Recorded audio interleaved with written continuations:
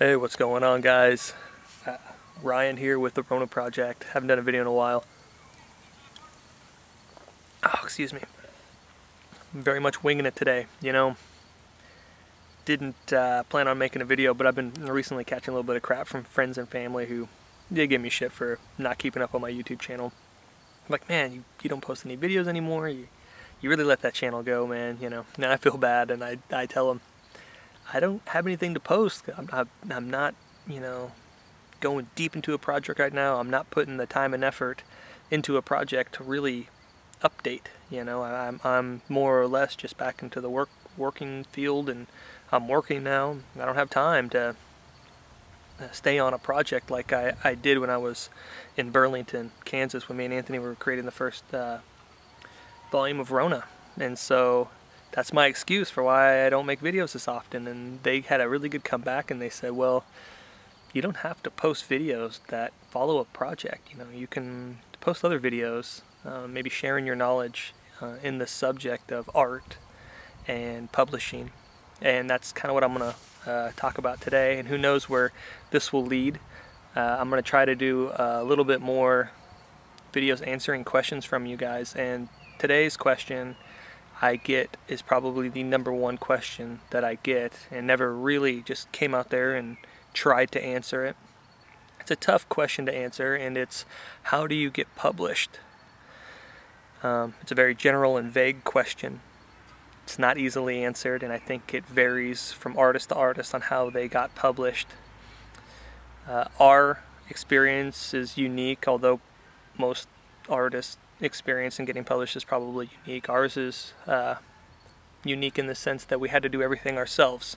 So we were pretty much black sheep in the comic world, and we didn't have a really opportunity to get published, so we had to kind of do it ourselves. We had a lot of bites, and well, let me just tell you a story. In 2007, me and Anthony went to the San Diego Comic Convention in hopes of impressing an editor at a publishing house, whether that be DC, Tokyo Pop, or any of these publishing companies. We literally took our artwork and our story synopsis and our character descriptions, and we had a little pamphlet almost, or whatever. It was an entire synopsis of Rona, and we were trying to entice an editor to publish us without actually there being a product yet. So we're pretty much wanting to sell them like the storyline, the synopsis, some artwork, and then them say, yeah, we want you to create a comic for us, and we'll start paying you, and this can be your profession. I was very naive at the time, and I thought that's how it probably worked. There was some silver lining to the trip. We had a lot of good feedback from editors. We were very hungry for knowledge, and so anything that an editor said, whether it was good or bad, we took it in. We didn't have our guard up, so that if somebody said, yeah, you don't have enough here, or your artwork could still use this, or the story, it's you need to do this and this, we didn't get on guard about it. It wasn't like, oh no, our everything's perfect, you just need to sign us. So we had an open mind, and so we learned a lot from editors out there, and I think that's a really important aspect if you're wanting to become a artist as a profession, and it's not just a hobby. I think it's just good to be open-minded regardless, whether it's a hobby or a profession, in fact. But the silver lining was that we entered in a DC talent search, and Anthony was like one of like 10 or maybe 15 people selected, and there was like literally thousands that entered. And so we got to go back and kind of talk with an editor. She was kind of along the lines of a manga, anime style graphic novel branch from DC, and she gave us a lot of really good feedback, told us that our work looked a little incomplete, the story looked a little incomplete. Get out of here. The artwork looked a little incomplete, and that was because we didn't have it toned. Our bubbling, we literally drew in the bubbles with our hands and wrote the words in the bubbles. Go, dude! Fucking. So it was, unprofessional. It showed some, she said that it showed some, well, what's the right word here? There was talent there, but it had potential. There you go. But it wasn't enough for them to, you know, try to sign us on or to get us a job or anything like that. So when we came back home, we were a little bummed about it, and I decided that we were going to just do it ourselves, and that's kind of when the YouTube channel kind of got started. We spent an entire year turning in submissions to publishing companies, trying to pretty much do the same thing that we were doing out there at the comic convention. And then after a year, yeah, we decided to do the YouTube channel. And once we started doing the YouTube channel, things just kind of took off from there. And we built an audience, and next thing you know, a comic was being created. We learned a lot of stuff along the way. In retrospect, we were not prepared like we originally thought we were prepared.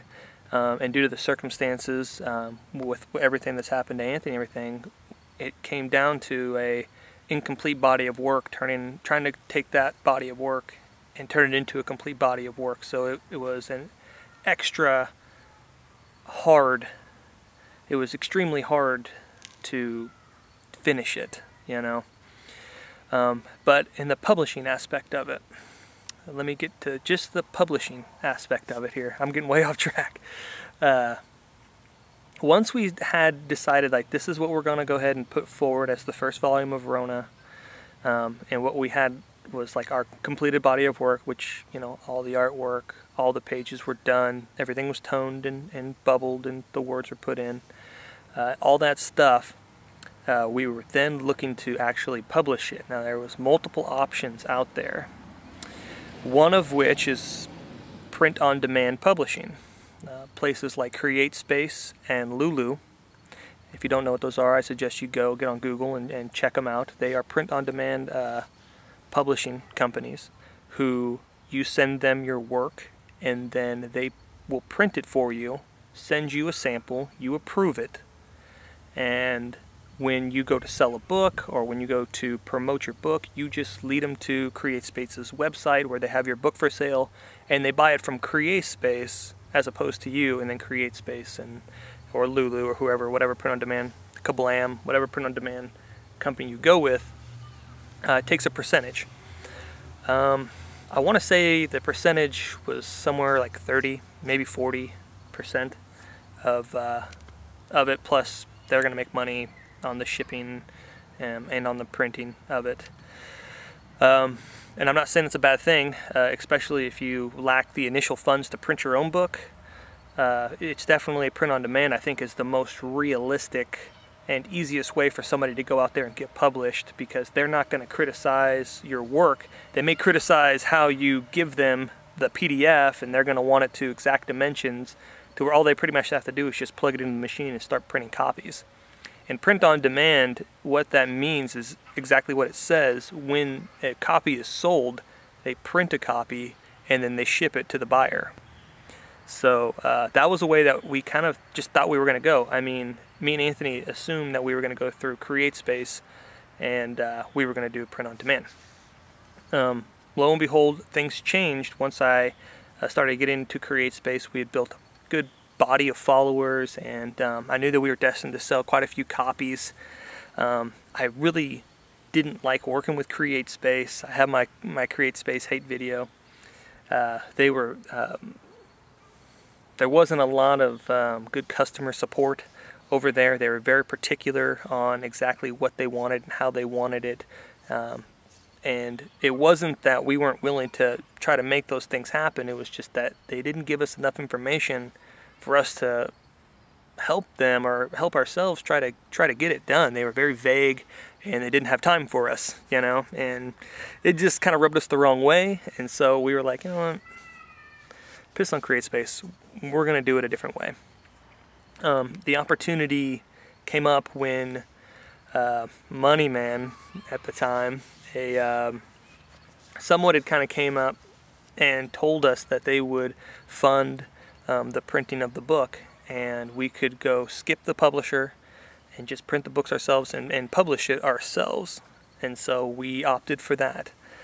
Now, for the people out there who want to print their own books, it's very expensive to print like maybe just 50 books. or 100 books. And I wouldn't say very expensive, but you're probably going to pay between $4 to $5 a book. So you may spend $500 to $1,000 just to get between 50 and 100 books. So when you go to sell them, there's not as much profit there to make. So it's kind of tough, and it's also tough to find a printing company that will print such a small order. I do think they're out there. It's just kind of tough, and once again, the specifications of everything get rather specific. We lucked out in the fact that somebody said that they would fund our operation and the publishing of our book, and we went through a print company called Transcontinental. A lot of you guys may not be familiar with Transcontinental. Their claim to fame is that they print the Harry Potter books along with tons of other different books. They may be one of the biggest printing companies in the world. They gotta be if they're printing the Harry Potter books. And they are based in Canada. When we decided to go with them, they gave us a quote for 3,000 books. And all said and done, we ended up having 3,300 books printed. And they literally shipped a pallet of books to our house in California where we were living at the time, and so we had this huge pallet of books, and then that's when we made the video where Rona was then available at that point. I'm trying to think if that's really enough information to give somebody. I know there's going to be more questions than just that, but that is how we got published. We just did it ourselves. We went to a place that would just print our book, and they printed it, and then we just sold it. And we've sold almost I think over 1,700 copies, so I have more than half of my books have been sold. I've watched them dwindle from a full pallet to now maybe half a pallet or so. And yeah, I did a figure, let me see, it's October now, wow. So yeah, we're nearing probably 2,000, but not quite. Probably around 1,800. So at my birthday, I knew we were right around 1,700, and so we still sell books pretty frequently, believe it or not. And people are posting who just recently found out about the channel and are just going through and like checking stuff out just now. New viewers. It's very crazy, you know, that all that's happened all those years ago is still being enjoyed by people for the first time out there. It's very cool. Anyway, I just wanted to share my publishing story with you guys. It's already 13 minutes in.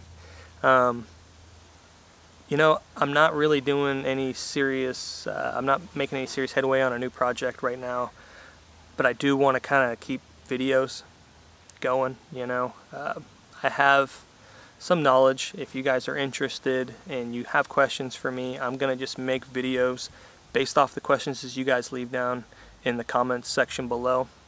I'll probably literally just pick a question and do a video in response to it.